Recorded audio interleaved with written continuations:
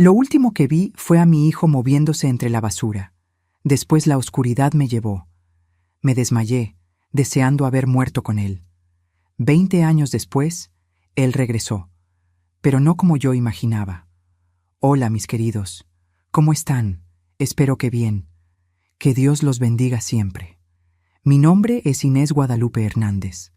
Tengo 74 años de edad y hoy vengo aquí a compartir con ustedes una historia que llevo en el pecho desde hace muchos años.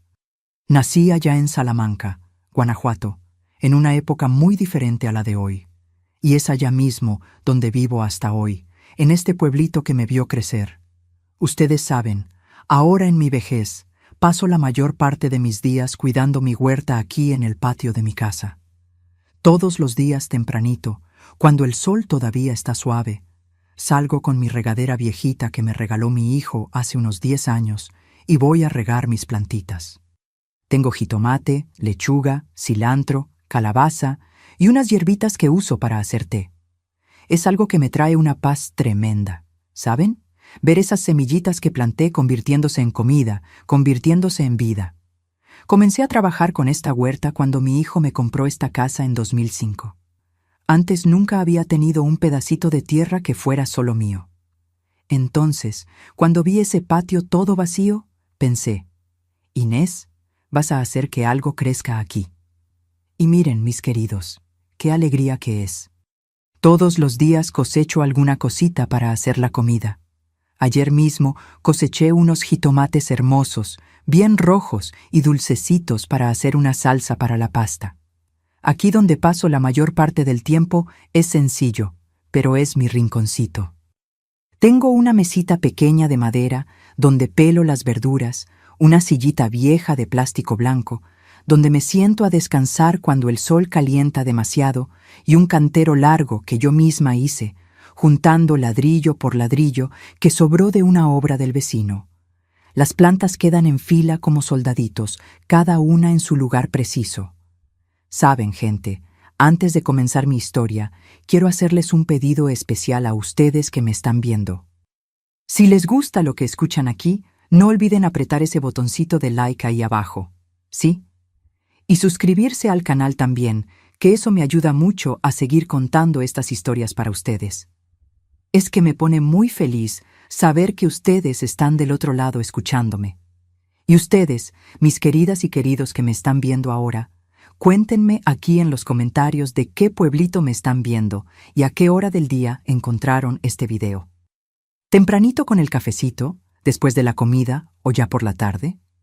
Yo siempre leo todos los comentarios y me emociono tanto al saber de dónde son y cuándo se toman un tiempito del día para escuchar las historias de esta abuelita aquí. Cuéntenme, ¿sí? Vamos a crear una cadena de cariño aquí desde Guanajuato. Miren, mis hijos, la historia que voy a contarles no es fácil. No.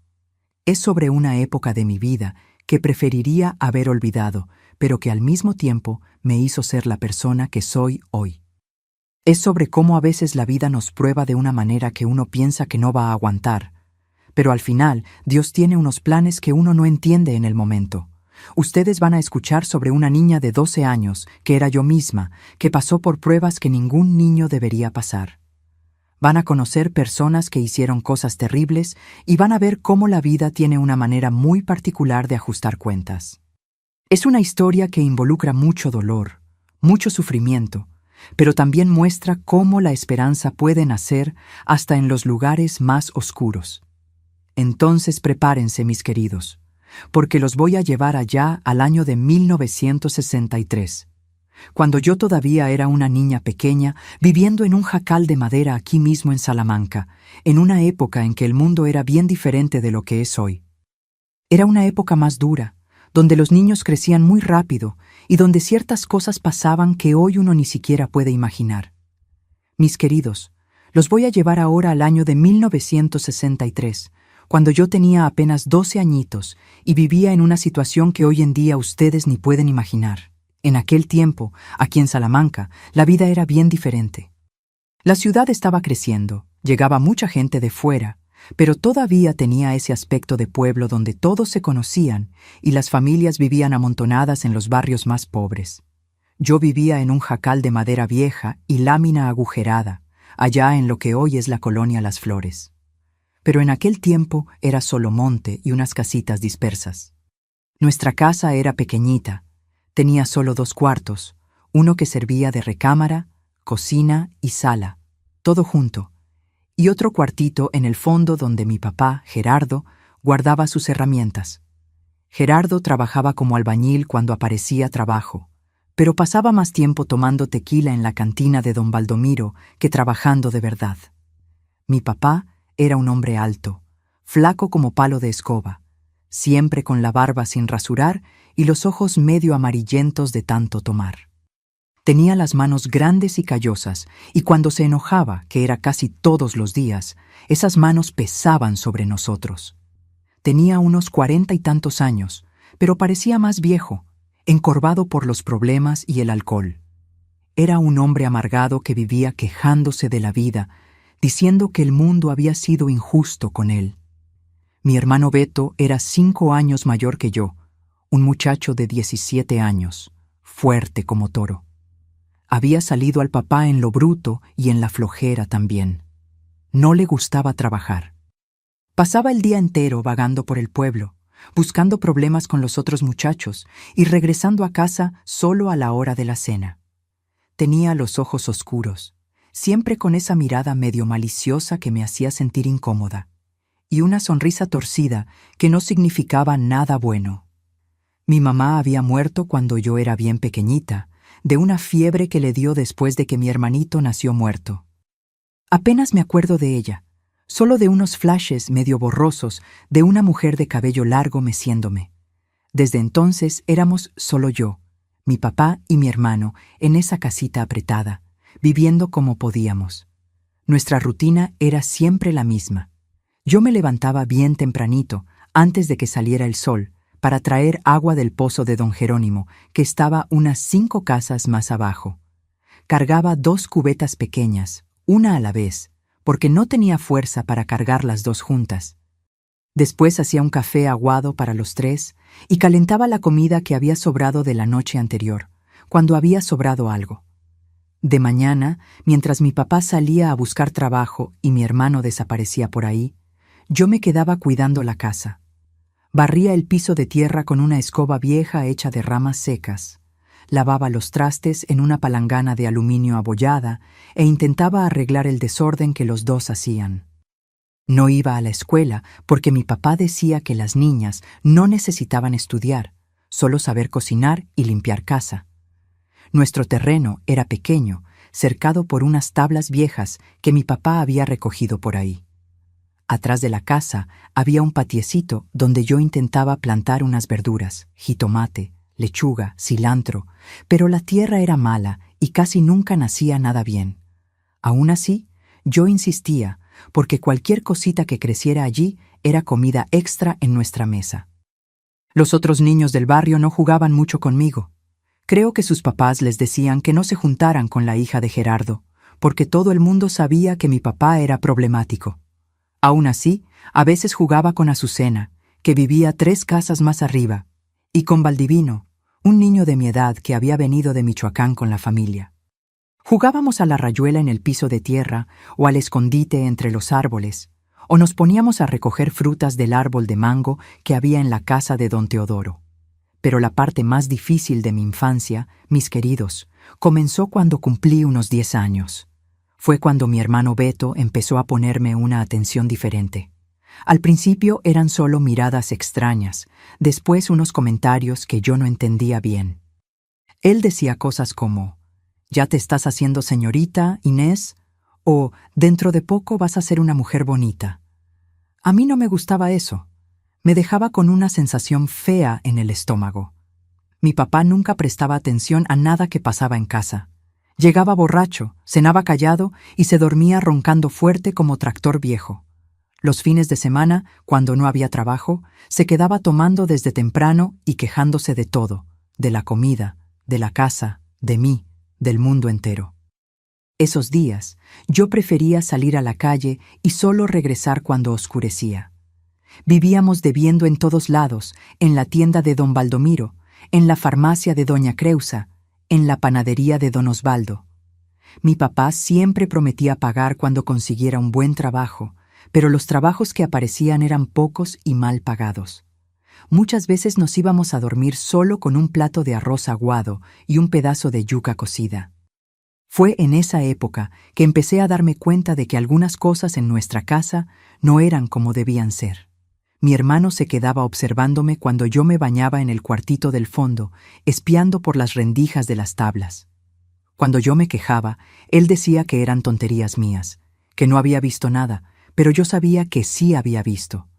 Y así fue como llegaron mis 12 años en una tarde caliente de diciembre de 1963, cuando todo cambió para siempre en mi vida.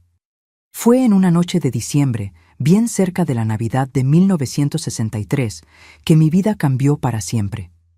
Mis queridos, yo acababa de cumplir 12 años y todavía jugaba con muñecas cuando no había qué hacer de casa. En aquel tiempo, uno crecía despacio, no sabía de las maldades del mundo como los niños de hoy saben. Me acuerdo como si fuera ayer. Mi papá había salido a una borrachera en casa del compadre y dijo que solo regresaría al otro día. Era una noche caliente, de esas de diciembre en Guanajuato, que hasta los grillos se quedan callados de tanto calor. Yo estaba en el cuartito del fondo, intentando dormir en un petate viejo, cuando mi hermano Beto llegó a casa más temprano que de costumbre. «Inés», me llamó bajito, «ven acá que te traje algo». Me levanté curiosa, pensando que podía ser algún dulce o una fruta que había recogido por ahí. Pero cuando llegué a la sala, vi que tenía los ojos diferentes, medio vidriosos y olía fuerte a tequila. Tenía una expresión en el rostro que nunca había visto antes, una manera de mirar que me hizo querer correr, pero mis piernas no obedecían. «Ya eres una señorita ahora, ¿verdad, Inés?», dijo, acercándose más. «Ya es hora de que aprendas unas cosas. No voy a contar los detalles de lo que pasó esa noche, mis queridos, porque algunos dolores son demasiado grandes para compartirlos. Lo que puedo decir es que cuando salió el sol al día siguiente, yo ya no era la misma niña. Algo dentro de mí se había roto para siempre, como un jarrón de barro que cae al piso y nunca queda igual, aunque juntes todos los pedacitos. Mi hermano me miró antes de salir a la calle y dijo una frase que quedó grabada en mi alma como hierro ardiente. «Si le cuentas a alguien, te mato y el papá me va a ayudar, porque nadie le va a creer a una niña mentirosa como tú». Pasé los días siguientes como si fuera un fantasma por la casa. No podía comer bien. Todo me daba náuseas. No podía dormir porque cada vez que cerraba los ojos regresaba a esa noche terrible. Y lo peor es que aquello no fue una sola vez. Cada vez que mi papá salía de casa por algunas horas, mi hermano regresaba con esa mirada y yo sabía lo que iba a pasar. «Es nuestro secretito», decía después. «Te gusta, ¿verdad, Inés? Por eso no le cuentas a nadie». Pero a mí no me gustaba. Dios sabe que no me gustaba. Yo lloraba escondida, me lavaba con agua fría, intentando sentirme limpia otra vez. Le rezaba a la Virgen de Guadalupe que me protegiera, pero parecía que ni Dios me estaba escuchando en esos días oscuros. Los meses fueron pasando y para marzo de 1964 empecé a notar que algo estaba diferente en mi cuerpo. Mi pancita, que siempre fue lisita, estaba empezando a crecer despacito. Al principio pensé que era de tanto no comer bien. A veces me quedaba días enteros solo con un puño de harina y agua con azúcar.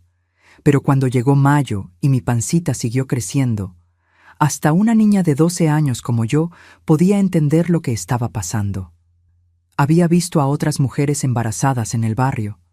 Sabía cómo era cuando había un bebé creciendo dentro de la panza de la mamá.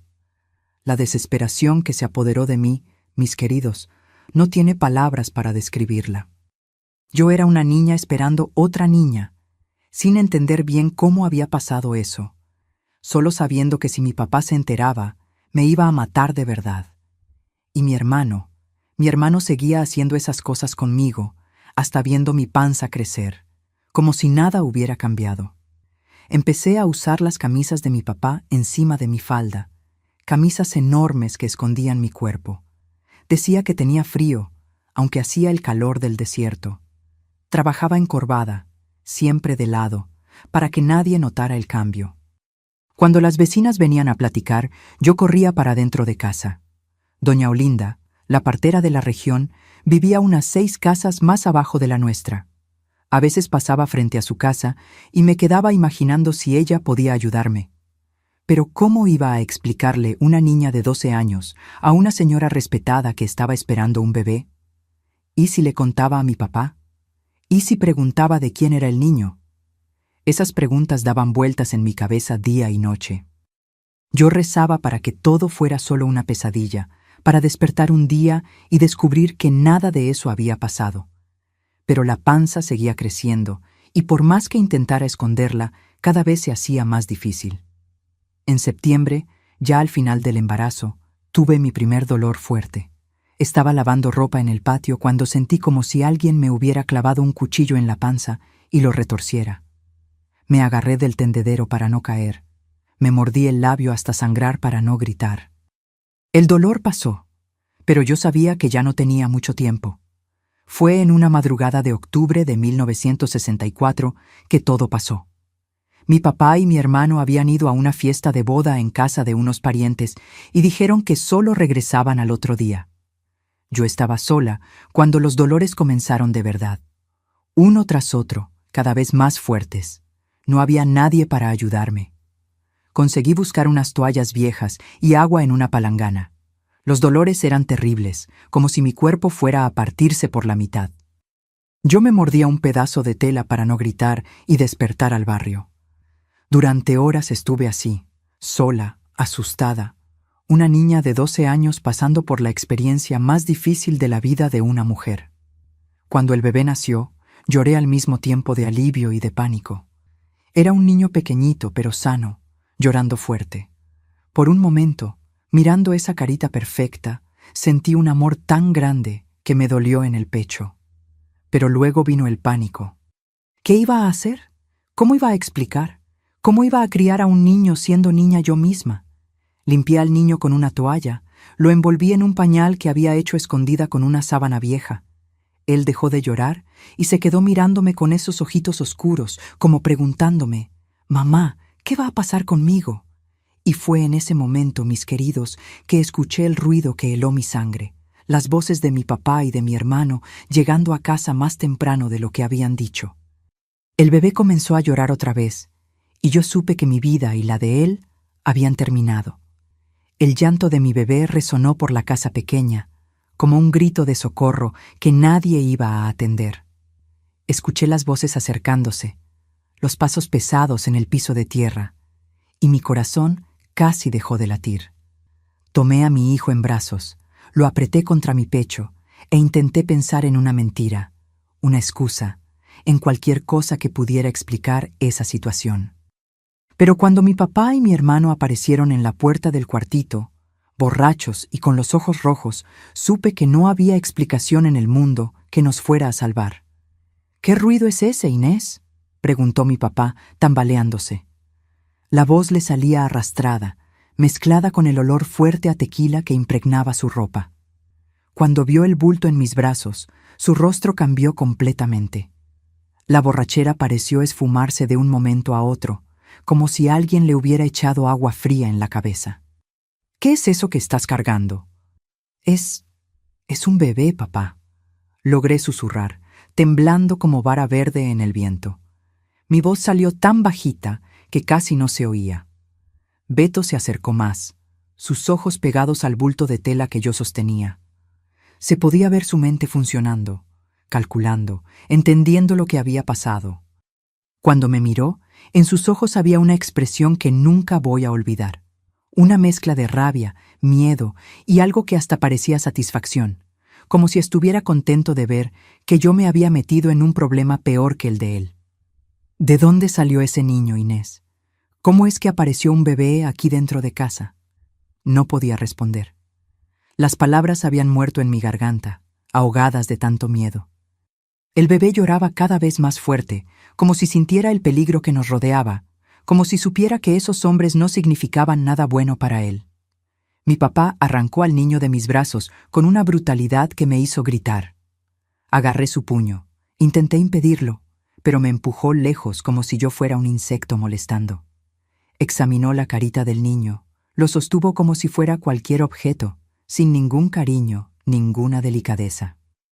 El bebé se retorció en esos brazos gruesos, llorando todavía más desesperadamente.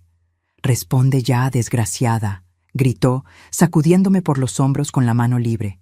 «¿Quién es el papá de ese niño? ¿Cómo es que llegaste a esta situación?»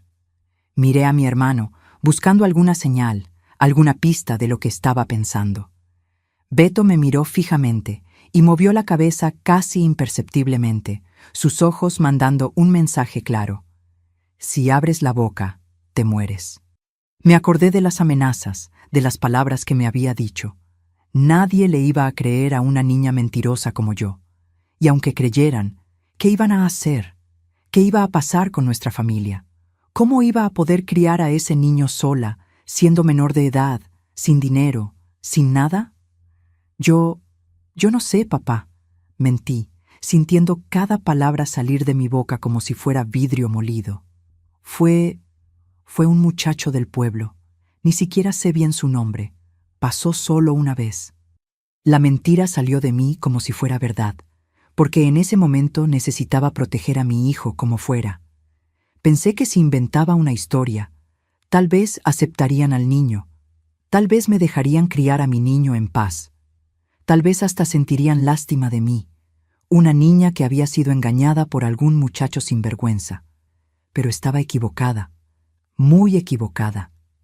«Un bastardo», escupió mi papá las palabras como si fueran veneno, sacudiendo al bebé sin ningún cuidado.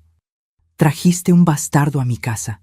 ¿Sabes en qué situación estamos? ¿Sabes cuánto dinero debemos?» Empezó a caminar por la casa pequeña, gesticulando con una mano y sosteniendo a mi hijo con la otra en una agitación que me dejaba aterrada. «Don Baldomiro está cobrando las bebidas. Doña Creusa quiere el dinero de las medicinas. Don Osvaldo ya no fía pan. Le debemos a todo el pueblo, pasando necesidad como perros callejeros. ¿Y tú vienes a traerme otra boca que alimentar?» «Papá, por favor», supliqué, levantándome de la cama tambaleando, todavía adolorida del parto reciente. Extendí los brazos temblorosos hacia mi hijo, intentando acercarme. «Yo trabajo más, hago lo que me mandes. Me desvelo recogiendo cosas para vender, pero déjalo quedarse. Es pequeño, come poco, no va a dar problemas». «¿No va a dar problemas?» Beto soltó una risa seca, una carcajada sin alegría que resonó por las paredes de madera de la casa. «Los niños siempre dan problemas, Inés, y gastos también. Leche, pañales, medicina cuando se enferman. Y nosotros no tenemos ni para sostenernos a nosotros tres. Imagínate uno más». Fue entonces que mi papá dejó de caminar y miró fijamente a mi hermano. Los dos intercambiaron una mirada que duró algunos segundos, pero que para mí pareció una eternidad. En esa mirada silenciosa pude ver que se estaban comunicando, decidiendo algo, llegando a un acuerdo sin necesidad de hablar una palabra. Y lo que fuera que estaban decidiendo, yo sabía que no iba a ser nada bueno. «Vístete y ven con nosotros», ordenó mi papá después de esa conversación muda, volteándose hacia mí con una expresión que nunca había visto antes en su rostro. «¿A dónde? ¿Qué van a hacer con él?», pregunté, intentando levantarme completamente de la cama, pero mis piernas apenas me sostenían. El dolor del parto todavía estaba muy fresco y sentía como si mi cuerpo entero fuera a partirse por la mitad. «No hagas preguntas, solo obedece». Logré ponerme un vestido viejo encima del camisón ensangrentado, las manos temblando tanto que apenas podía abrochar los botones. Mi cuerpo dolía en todos lados, las piernas parecían de gelatina. Y cuando intenté acercarme para recuperar a mi hijo, Beto me empujó lejos con tanta fuerza que casi caí al piso. «Camina adelante», dijo, señalando la puerta, «y no intentes nada raro, que va a ser mucho peor para ti y para el niño». La amenaza en su voz era clara. Si intentaba huir, si gritaba por ayuda, si hacía cualquier cosa que a ellos no les gustara, mi bebé iba a pagar el precio. Salimos de la casa en una procesión silenciosa y terrible. Mi papá iba adelante, cargando a mi bebé como si fuera un costal de papas, sacudiéndolo sin ningún cuidado mientras caminaba. Yo atrás, tambaleando a cada paso, a punto de desmayarme de dolor y miedo, haciendo fuerza para no caer. Beto cerraba la fila, vigilándome, como si yo fuera a intentar escapar en cualquier momento. La noche estaba oscura, solo con un pedacito de luna en el cielo, y el silencio de la madrugada se rompía apenas por el llanto desesperado de mi hijo y por el ruido de nuestros pasos en la tierra seca. Los perros del barrio ladraban de vez en cuando, pero ninguna luz se encendió en las casas. Todo el mundo estaba durmiendo, ajeno al drama que estaba pasando allí mismo, a pocos metros de sus camas. Caminamos hacia el fondo de nuestra propiedad, donde había un terreno baldío que se extendía hasta donde alcanzaba la vista. Era un lugar olvidado por Dios y por los hombres, donde nada crecía bien y solo había monte alto, basura que la gente tiraba allí, escombros de construcción, vidrios rotos y mugre acumulada. La gente usaba eso como depósito de todo lo que ya no servía. Muebles viejos, llantas ponchadas, restos de material de obra. Cuando me di cuenta de hacia dónde me estaban llevando, cuando entendí cuál era el destino de esa caminata, mi sangre se heló en las venas. No, papá, por favor no hagas esto. Empecé a llorar, intentando dejar de caminar. Te lo suplico por el amor de Dios, por el alma de mi mamá, no hagas algo así. Pero ellos no me escuchaban, o fingían que no me escuchaban. Siguieron caminando, arrastrándome, hasta llegar justo en medio del terreno baldío, donde la basura era más densa y el monte crecía más alto. En medio de ese escenario desolador, mi papá se detuvo y me miró. Su rostro estaba duro, sin expresar ninguna emoción, como si fuera de piedra. «Aquí», dijo, extendiendo al niño en mi dirección. «Déjalo aquí y vámonos». «¡No!», grité con toda la fuerza que tenía, intentando correr para tomar a mi hijo, pero apenas podía mantenerme de pie. «No voy a hacer eso. No pueden obligarme. Es mi hijo». Fue entonces que mi hermano me sujetó por los dos brazos, apretando tan fuerte que sentí mi piel quemarse bajo sus dedos. «Sí vas a hacerlo», susurró en mi oído, su voz cargada de amenaza. «Si no lo haces por las buenas, lo vas a hacer por las malas, y tú sabes lo que eso significa». Y cuando dudé, cuando intenté soltarme, cuando estiré los brazos desesperadamente hacia mi bebé, que lloraba cada vez más fuerte, sentí un dolor en el costado que me hizo doblarme de dolor. Después otro y otro. «Toma al niño y déjalo en el suelo ahora», repitió mi papá, la voz fría como hielo de refrigerador. Yo no quería. Todo mi ser gritaba que no, que eso estaba mal, que una madre no abandona a su hijo, que prefería morir antes que hacer eso. Pero entre los dolores en el cuerpo, la debilidad del parto reciente y las amenazas de los dos hombres de mi familia, no tenía opción, no tenía fuerza para luchar, no tenía a dónde correr, no tenía a nadie en el mundo que pudiera ayudarme. Con las manos temblando como hoja en el viento, tomé a mi niño en brazos una última vez. Miré bien esa carita perfecta. Sentí el olorcito rico de bebé, el calor pequeño y frágil de su cuerpo contra mi pecho. Por un segundo, pensé en correr, en gritar pidiendo ayuda con toda la fuerza de mis pulmones, en luchar hasta morir para proteger a mi niño. Pero estaba sola.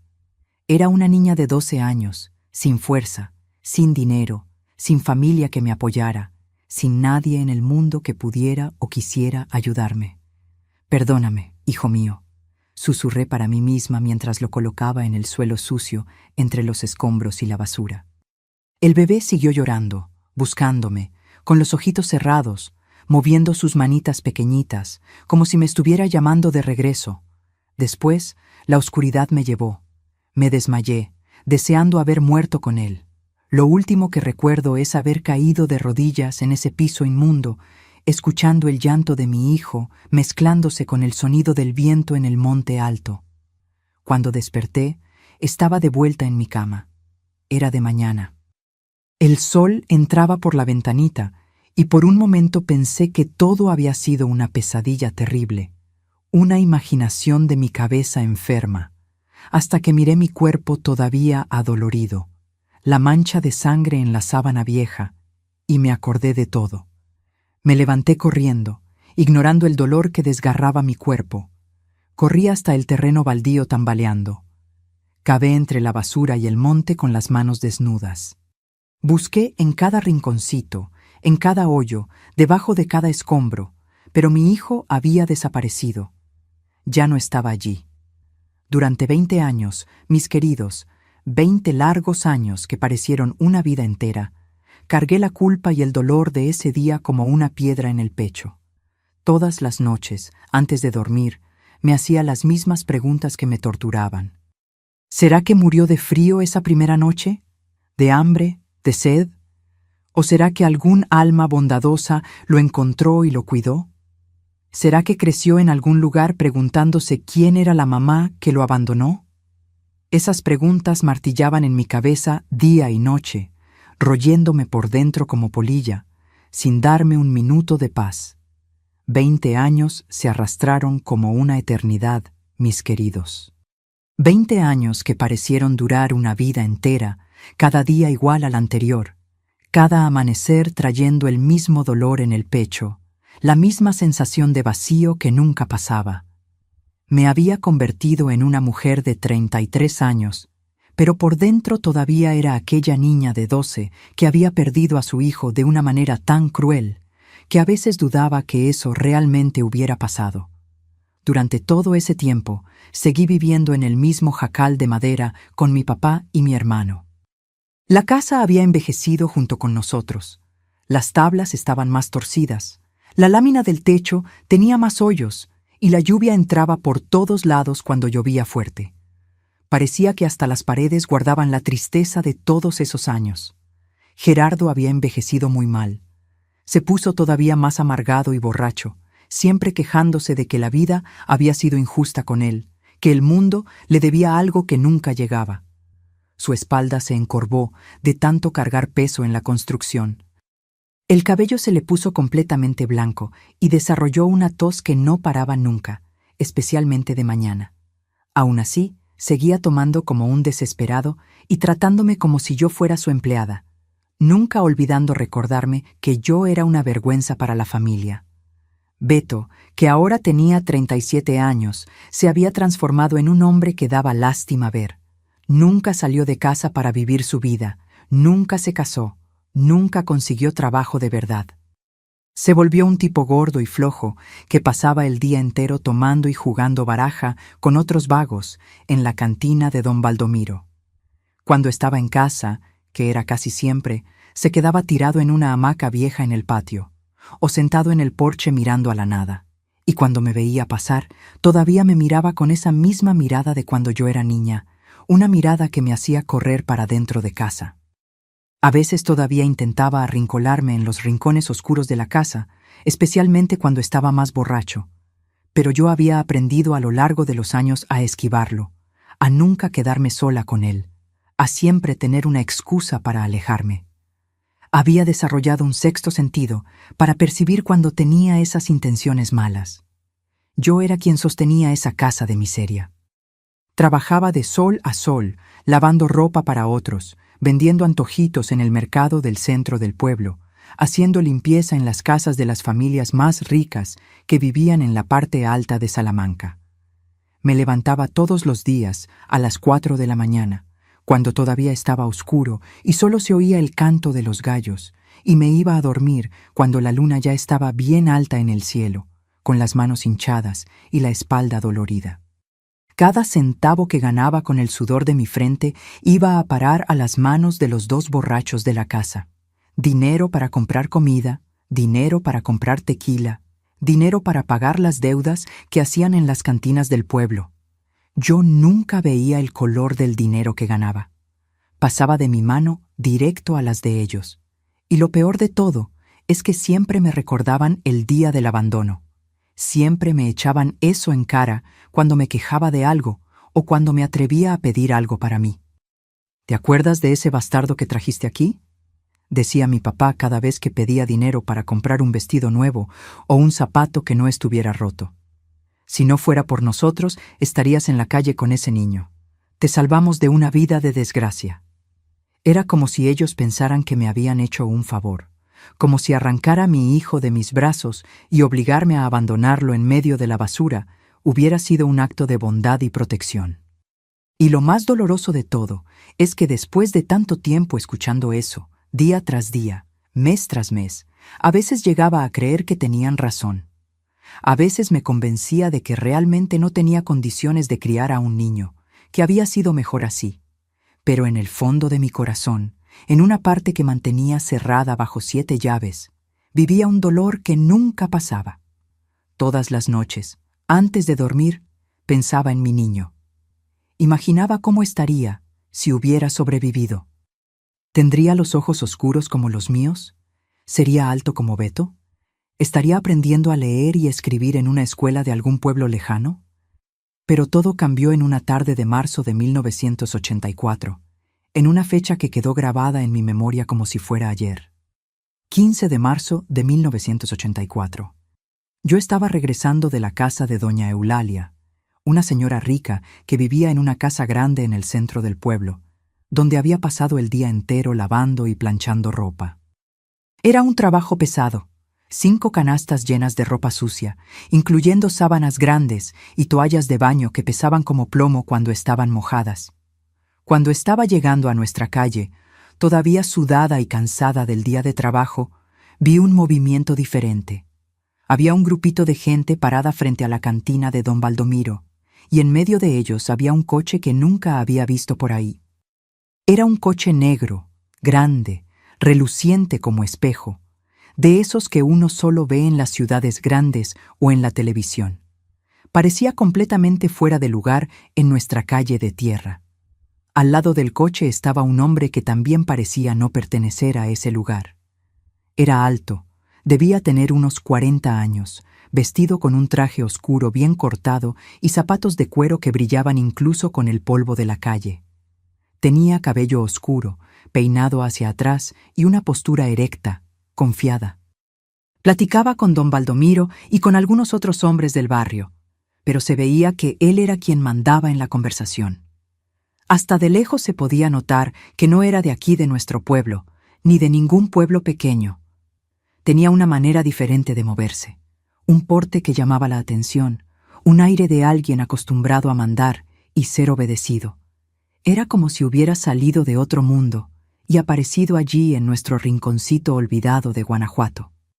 Cuando pasé por la pequeña multitud, intentando llegar a casa sin llamar la atención, el hombre interrumpió la conversación y miró directamente en mi dirección. Por un segundo que pareció una eternidad, nuestros ojos se encontraron y sentí un escalofrío que subió desde la planta de los pies hasta la raíz del cabello. Había algo en esa mirada que me hizo estremecer y me dejó con las piernas temblorosas. No era una mirada común de quien está solo observando quién pasa. Era como si me estuviera estudiando, evaluando, como si ya supiera quién era yo antes de verme. Eran ojos oscuros, profundos, penetrantes, que parecían ver a través de la persona y leer los secretos más guardados del corazón. Pero lo que más me llamó la atención, lo que hizo que mi sangre se helara en las venas, fue una pequeña cicatriz que tenía justo en medio de la frente. Era una marca fina, pero bien visible, como si hubiera sido hecha por un pedazo afilado de vidrio o metal.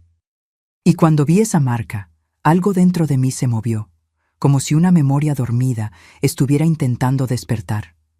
Corrí a casa con el corazón disparado, sin entender bien lo que estaba sintiendo.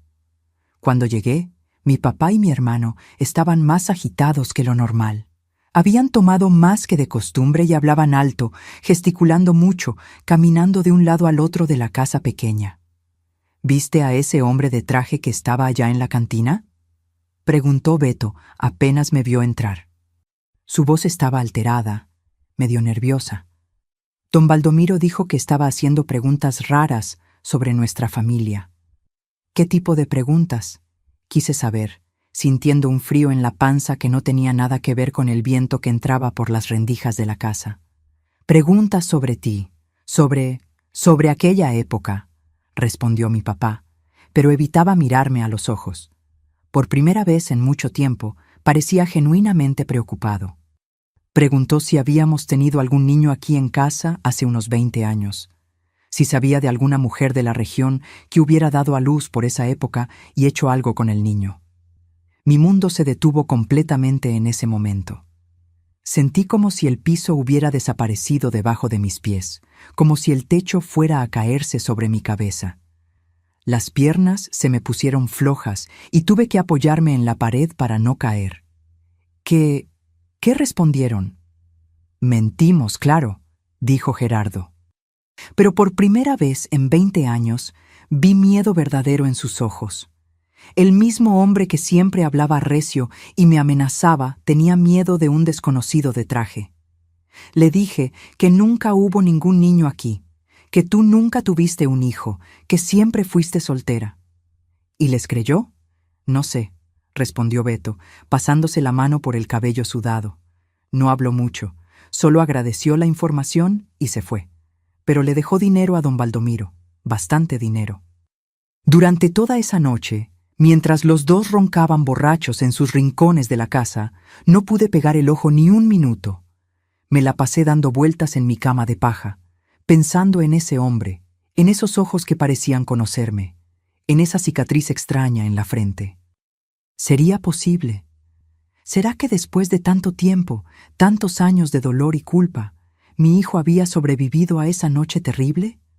¿Será que alguien de buen corazón lo había encontrado en ese terreno baldío y decidido criarlo como hijo? ¿Será que había crecido, se había vuelto un hombre de éxito y ahora me estaba buscando? ¿O sería otra cosa completamente diferente? ¿Será que era algún policía investigando un crimen antiguo? ¿Será que alguien había contado la historia y ahora iba a haber problemas para nosotros? Las horas pasaron arrastradas y yo alternaba entre esperanza y desesperación, entre soñar con un reencuentro y tener pesadillas con una prisión. A la mañana siguiente, bien tempranito, antes de que saliera el sol completamente, salí de casa y fui directo a la cantina de don Baldomiro. Lo encontré barriendo el frente del establecimiento, como siempre hacía todas las mañanas. Don Baldomiro, dije, intentando controlar la ansiedad que hacía temblar mi voz. ¿Ese hombre de ayer puede contarme quién era? ¿Qué quería de verdad? Dejó de barrer y me miró con una expresión seria, preocupada. Inés, hija mía, ese asunto no es para que te metas. Ese hombre no parecía ser persona de jugar. Tenía algo en la mirada que hasta me dio miedo. ¿Pero qué quería? Por favor, cuénteme. Necesito saber. Don Baldomiro miró a los lados, asegurándose de que no hubiera nadie escuchando, y bajó la voz. Dijo que estaba buscando información sobre un niño que fue abandonado aquí en la región hace unos 20 años. Dijo que tenía motivos muy personales para encontrar a ese niño o para saber qué pasó con él. Mi corazón se disparó como motor descompuesto. ¿Y pagó bien por la información? Muy bien, Inés. Dejó más dinero del que gano en un mes entero. Dudó un poco antes de continuar, y dijo que iba a regresar, que no iba a desistir hasta descubrir la verdad. Señor, ¿usted le contó algo? Yo no, hija mía. No sabía nada sobre ningún niño abandonado. Me miró con cariño. Pero hay gente en el pueblo que se acuerda de aquella época, Inés. Hay gente que te vio embarazada, aunque intentabas esconderlo. Hay gente que escuchó comentarios, que sospecha cosas. Regresé a casa con la cabeza dando vueltas como trompo. ¿Será que era mi hijo buscando a la mamá que lo abandonó? ¿Será que quería conocerme? ¿O será que quería vengarse? ¿Será que me odiaba por haberlo dejado en la basura? ¿O será que entendía que no tuve opción? Esa noche fue la más larga de mi vida. Me quedé despierta hasta el amanecer, pensando en todas las posibilidades, en todos los escenarios que podían pasar. Y por primera vez en 20 años sentí algo que había olvidado que existía: esperanza. Pero junto con la esperanza vino un miedo terrible. Miedo de que si era mi hijo de verdad, me despreciara. Miedo de tener que explicar por qué lo abandoné. Miedo de que no entendiera que no tuve opción, que fui obligada por los dos monstruos que compartían la casa conmigo. Fue en esa noche de insomnio total que tomé una decisión que cambió el rumbo de mi vida para siempre. Si mi hijo me estaba buscando, si había una oportunidad, aunque fuera pequeña, de recuperar lo que había perdido, no la iba a dejar pasar. No importaba lo que Gerardo y Beto me hicieran después. No importaban las consecuencias. Por primera vez en 20 años, sentí que tal vez hubiera una salida de esa vida de miseria y culpa. Tal vez existiera una posibilidad de redención, una oportunidad de finalmente ser libre de los dos hombres que habían destruido mi vida y robado mi juventud. En esa madrugada, mirando por la ventanita del jacal hacia las estrellas que brillaban allá arriba, hice una promesa solemne conmigo misma. Si ese hombre regresaba, iba a encontrar valor en mi corazón para hablar con él. Iba a contar toda la verdad, aunque eso significara confrontar los demonios de mi pasado y enfrentar la rabia de los dos tiranos que controlaban mi vida. ¿Y si no era mi hijo? Bueno, al menos habría plantado una semilla de valor en mi corazón que había estado dormido por demasiado tiempo. El amanecer de ese día trajo a una Inés diferente, una mujer que finalmente había encontrado una razón para soñar, una razón para luchar, una razón para creer que la vida podía ser diferente de lo que había sido hasta ahí. 3 días después de esa conversación con don Baldomiro, el hombre regresó. Era una tarde caliente de marzo, y yo estaba en el patio tendiendo ropa en el tendedero cuando escuché el ronquido del coche negro deteniéndose frente a nuestra casa. Mi corazón se disparó y por un momento me quedé paralizada con una sábana mojada en las manos. Mi papá y mi hermano estaban en el porche, como siempre, tomando y jugando dominó. Cuando vieron el coche, se pusieron tensos, pero intentaron disimular. El hombre bajó del vehículo despacio, se acomodó el traje y caminó hacia nuestra casa con pasos firmes y decididos. «Buenas tardes», dijo, deteniéndose en el portoncito de madera que separaba nuestro terreno de la calle. Su voz era grave, educada, pero había algo detrás de ella que me dio escalofríos. «¿Puedo platicar con ustedes unos minutos?» Gerardo se levantó, intentando parecer simpático. «Claro, claro. Pase, siéntase como en su casa. ¿Quiere un tequila? ¿Un agua?» El hombre entró a nuestro patio pequeño y miró alrededor, observando cada detalle de nuestra pobreza. El jacal de madera, la ropa remendada en el tendedero, el piso de tierra.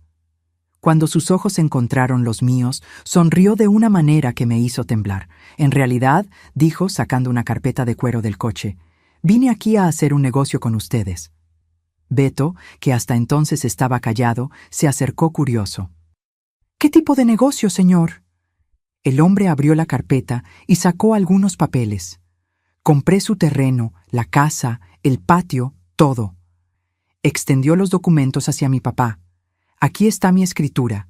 Ahora soy el propietario legal de esta propiedad». El silencio que se hizo fue ensordecedor. Gerardo tomó los papeles con manos temblorosas e intentó leer, pero estaba tan nervioso que las letras parecían bailar frente a sus ojos. «¿Cómo que compró?», gritó Beto. «Nadie aquí le vendió nada, señor». «No necesitaba su autorización», respondió el hombre con calma. El terreno tenía deudas acumuladas desde hace años, impuestos atrasados, préstamos sin pagar. El municipio lo remató y yo lo compré. Todo legal, todo documentado. Era verdad. Durante todos esos años, mi papá y mi hermano habían acumulado deudas que nunca pudieron pagar. Préstamos con agiotistas, impuestos atrasados, dinero debido en todos lados. Siempre dejaban los problemas para después, pensando que nada iba a pasar. «¿Pero por qué haría eso?», preguntó Gerardo, su voz saliendo entrecortada. «¿Quién es usted? ¿Qué quiere de nosotros?». Fue entonces que el hombre se volteó hacia mí. Caminó en mi dirección con pasos lentos y yo me quedé allí paralizada, sosteniendo todavía la sábana contra mi pecho. Cuando llegó bien cerca, se quitó los lentes oscuros que estaba usando. Los ojos que me miraron eran idénticos a los míos, oscuros, profundos, con la misma forma almendrada. Y en ese momento, viendo esos ojos, yo supe. Mi corazón lo sabía antes de que mi cabeza lo entendiera. Mi nombre es Roberto, dijo, la voz ahora más suave, más cariñosa. Roberto Hernández. A los 20 años descubrí que fui encontrado en un terreno baldío cuando era recién nacido por un pepenador llamado Don Joaquín. Él me crió como hijo, me dio amor, me enseñó a trabajar. Dejé caer la sábana al piso. Mis piernas se pusieron flojas, y si él no hubiera sostenido mi brazo, me habría desplomado allí mismo. Don Joaquín murió hace 5 años, continuó Roberto sin quitar los ojos de los míos. Antes de morir, me contó dónde me encontró. Me describió la cicatriz que tenía en la frente de un pedazo de vidrio del basurero. Me dijo que siempre creyó que yo tenía una familia en algún lugar. Gerardo y Beto escuchaban eso, con los rostros cada vez más pálidos. La ficha estaba cayendo despacio en sus cabezas, y el pavor se apoderaba de ellos. Pasé los últimos años investigando, buscando pistas, contratando gente para ayudarme a descubrir mi origen. Roberto se volteó hacia los 2 hombres.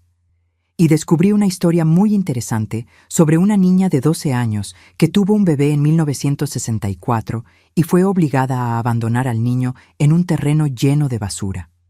Eso no tiene nada que ver con nosotros, intentó mentir Beto, pero su voz salía gangosa de tanto miedo.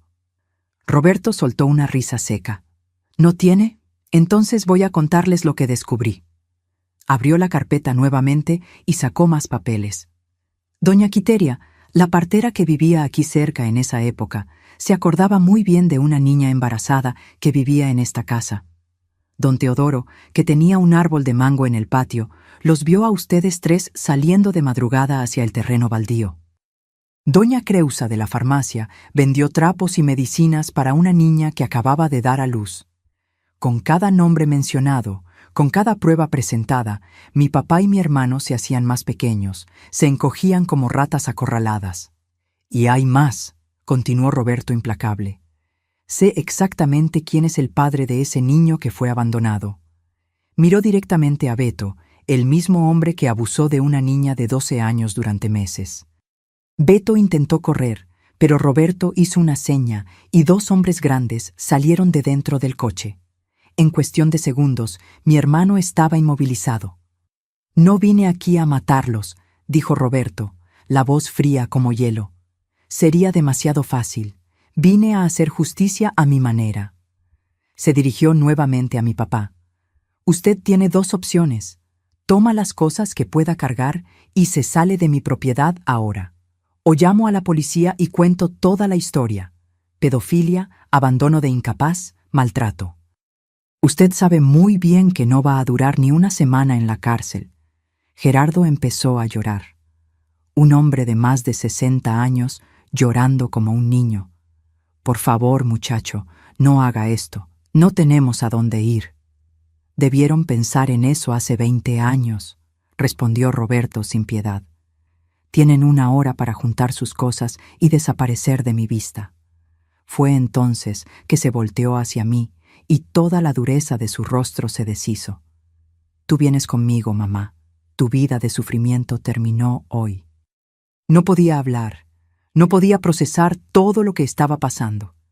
20 años soñando con ese momento. 20 años imaginando cómo sería reencontrar a mi hijo. Pero nunca imaginé que sería así, que regresaría como un hombre poderoso para salvarnos. ¿Cómo? ¿Cómo conseguiste todo esto?, pregunté, la voz saliendo en susurros.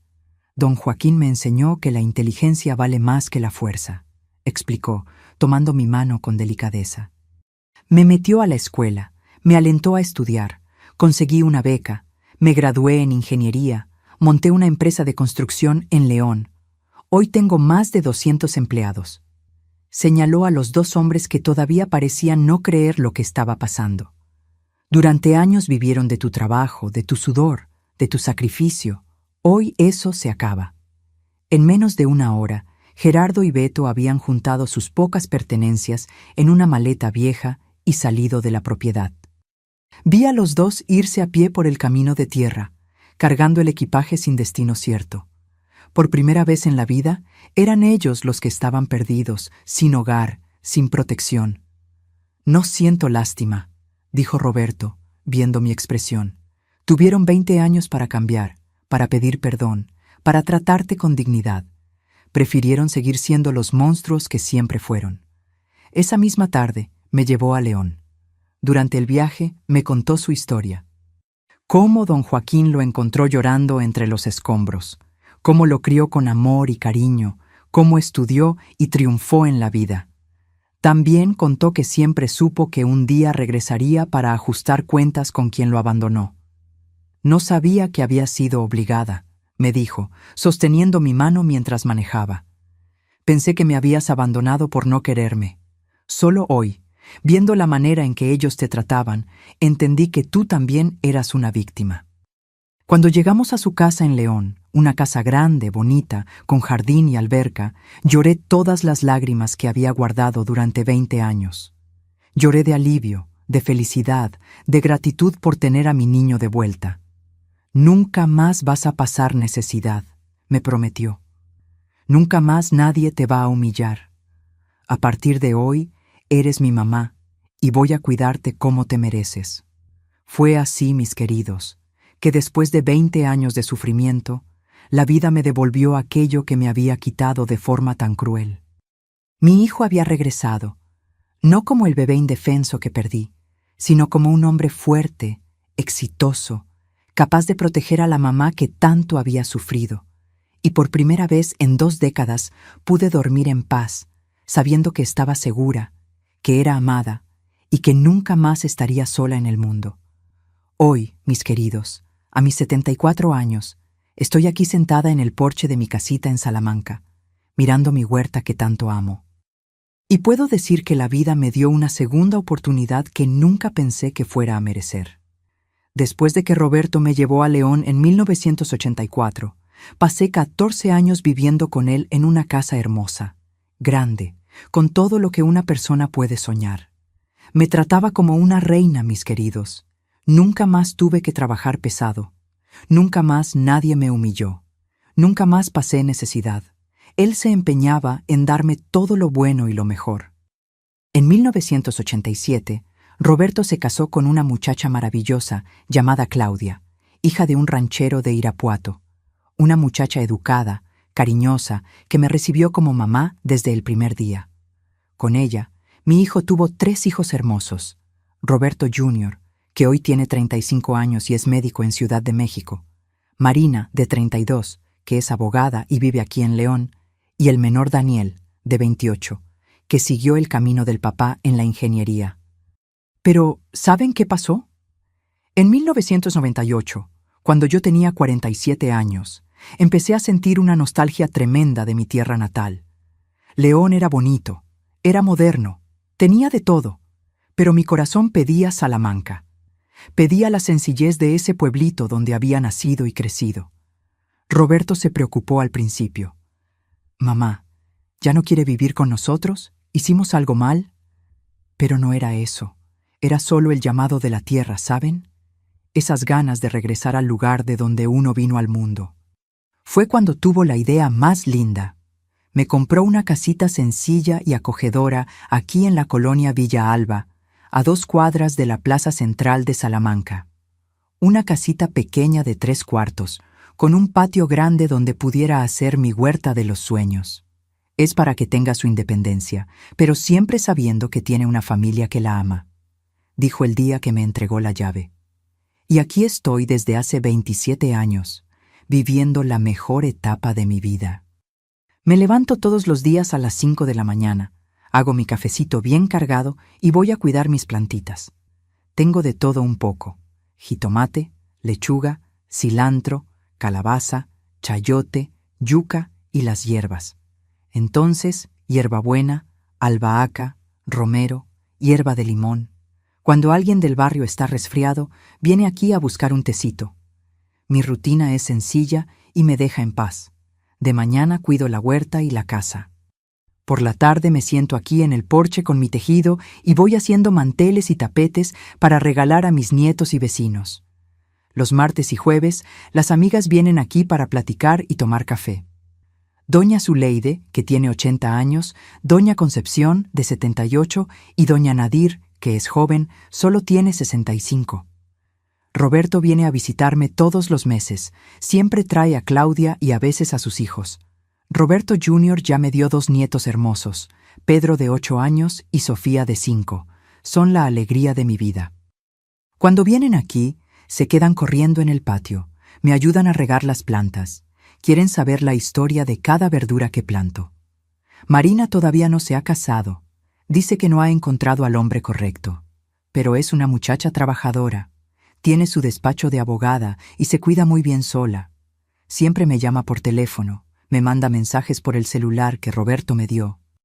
Daniel se casó el año pasado con una muchacha de Querétaro y ya me avisaron que voy a ser bisabuela el año que viene. ¿Saben algo que me emociona mucho?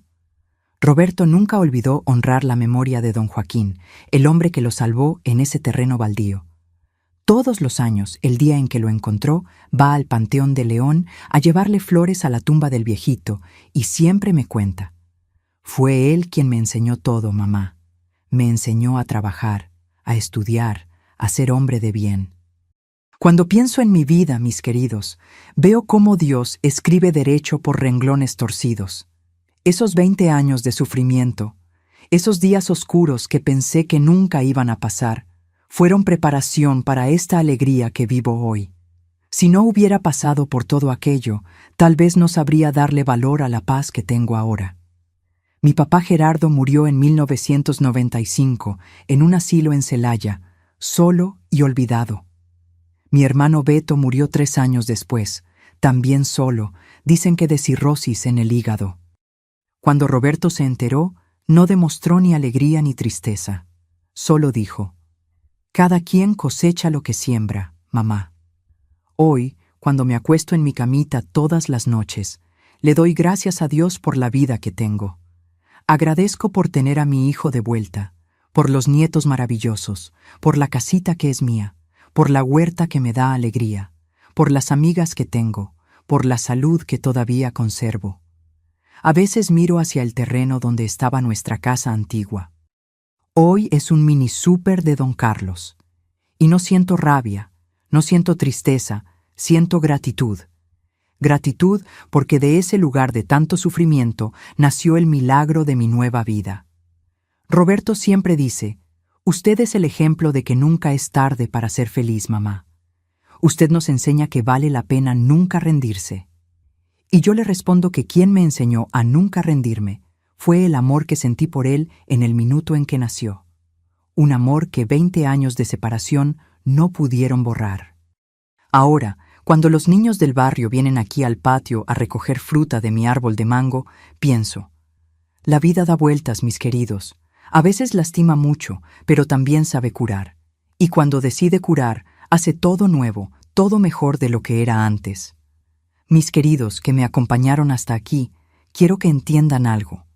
Yo nunca, en 74 años de vida, imaginé que mi hijo regresaría a buscarme. Nunca soñé que ese bebé que dejé llorando en la basura se convertiría en un hombre capaz de voltear nuestra historia de cabeza. Cuando estén pasando por el peor momento de sus vidas, cuando piensen que no hay salida, que no hay justicia en este mundo, acuérdense de mi historia. Acuérdense de que a veces la vida se tarda, pero siempre ajusta cuentas. Lo que parece el final puede ser apenas el comienzo de algo mucho más grande. Mi papá y mi hermano pasaron 20 años pensando que se habían librado de un problema. Se rieron, me humillaron, me hicieron creer que abandonar a mi hijo había sido lo correcto. Pero miren cómo Dios escribe la historia. Ese problema creció, estudió, triunfó en la vida y regresó para darles exactamente lo que merecían. ¿Saben cuál es la lección más grande que aprendí? Que no sirve de nada intentar destruir el amor de una madre por su hijo. Por más que me hayan obligado a hacer aquello, por más que hayan intentado convencerme de que era lo mejor, mi corazón nunca dejó de amar a ese niño. Y ese amor, mis queridos, fue más fuerte que todos los años de separación. Hoy, cuando veo a mis nietos jugando en el patio, cuando Roberto me llama todos los días para preguntar cómo estoy, Cuando Marina viene aquí a tomar café conmigo, sé que valió la pena haber resistido. Valió la pena no haberme rendido, aunque todo parecía perdido. Si conocen a alguien que está sufriendo cualquier tipo de violencia, no se queden callados. En cualquier país del mundo existen personas y organizaciones listas para ayudar. Busquen a las autoridades locales. Pidan ayuda en la comunidad. Nadie necesita cargar ese peso solo. Y para ustedes que están sufriendo ahora, que piensan que nunca va a pasar, que sienten que están solos en el mundo, resistan. La vida tiene esos giros que uno ni imagina. A veces, nuestra salvación está creciendo en silencio, preparándose para llegar en el momento correcto. Yo fui una niña de 12 años, obligada a abandonar a mi bebé. Hoy soy una abuelita de 74 años, rodeada de amor, viviendo en mi propia casa, cuidando mi huerta, con un hijo que me trata como reina. Si eso no es un milagro, no sé qué es. Y ahora, mis queridos que llegaron hasta el final de esta historia, necesito de ustedes. Si esta historia tocó su corazón, den clic en ese botoncito de suscribirse ahí abajo y activen la campanita. Compartan con personas que necesitan escuchar que la vida puede dar vueltas increíbles. Cada suscripción, cada comentario, cada vez que comparten, me motiva a seguir contando estas historias de superación. Y para mostrar que vieron hasta el final, dejen en los comentarios solo una palabra: milagro. Solo quien escuchó mi historia completa va a entender por qué esa palabra representa todo lo que viví. Háganlo ahora, no esperen ni un minuto más. Quiero ver esa cajita de comentarios llena de esa palabra bonita que cambió mi vida. Que Dios los bendiga a cada uno de ustedes y acuérdense, nunca es tarde para que la vida nos sorprenda.